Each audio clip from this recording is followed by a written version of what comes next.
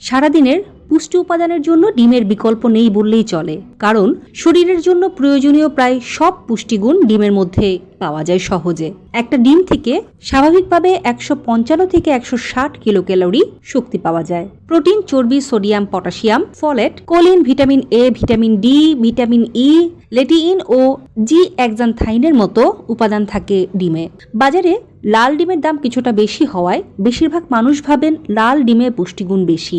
আসলে তা সঠিক নয়। লাল ও সাদা উভয় ডিমেই পুষ্টিগুণ প্রায় সমান।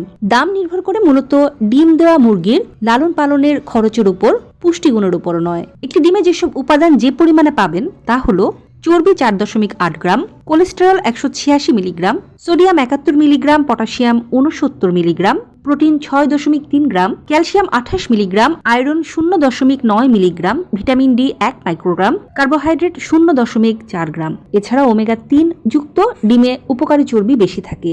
এজন্য হৃদরোগ, কোলেস্টেরল ও উচ্চ রক্তচাপের রোগীদের জন্য এই ডিম বেশ ভালো। এখন কিভাবে খেলে বেশি পুষ্টিগুণ মেলে সেটাই বলছি। ডিম থেকে সবচেয়ে বেশি পুষ্টিগুণ পেতে হলে সিদ্ধ ডিমই খেতে হবে। এতে ক্যালোরি থাকে সবচেয়ে বেশি এবং সব পুষ্টিগুণ থাকে অটুট। তবে আধা সিদ্ধ ডিম শরীরের জন্য হতে পারে মারাত্মক ক্ষতিকর। বমি ও ডায়রিয়া শুরু হতে পারে আধা সিদ্ধ ডিম খেলে। ডিম ভাজি বা পোচও ভালো, তবে তা সিদ্ধ ডিমের মতো অত ভালো নয়। আর পোচে কুসুম প্রায় কাঁচা থেকে যায়। তবে খেয়াল রাখতে হবে তেলের ব্যবহার যেন সীমিত থাকে। ভালো হয় যদি ওয়াটার পোচ করে খাওয়া যায়, এতে তেল থাকে না। কাঁচা ডিম খেলে বেশি পুষ্টি পাওয়া যায় এমন ধারণার কোনো ভিত্তি নেই, বরং এভিডিন নামক এক ধরনের প্রোটিন থাকে কাঁচা ডিমে, যা আমাদের শরীরে বায়োটিনকে কাজ করতে বাধা দেয়।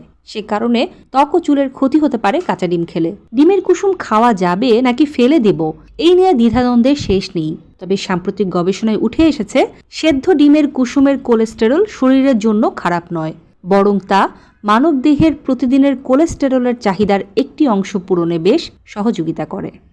এমন আরও নিউজ পেতে নূরস হেলদি লাইফস্টাইল ফেসবুক ও ইউটিউব চ্যানেলের সাথেই থাকুন। ধন্যবাদ।